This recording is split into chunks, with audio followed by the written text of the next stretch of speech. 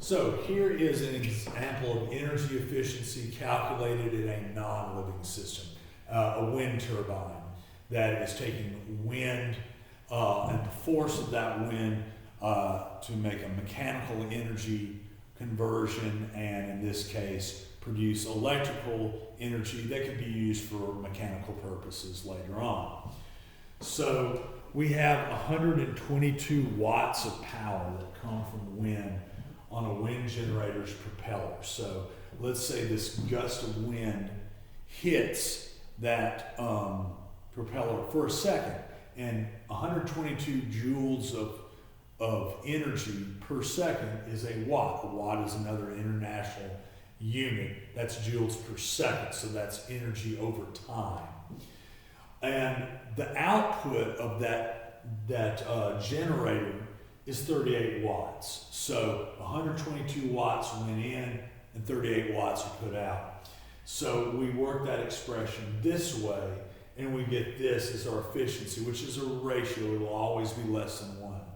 And if you want to make a ratio into a percent, you move the decimal 2 places to the right or multiply by 100, and that becomes 31%. Remember, percent means per 100. A cent is 100th of a dollar. So notice that this number was less than 1. Here's a typical mistake that I see students do. Instead, they may do this. Now, if they understood the laws of thermodynamics, they would understand without even doing the math that this is wrong, this is impossible, because what will happen is we do this calculation, and of course we're going to get an answer greater than 1, which would mean greater than 100%.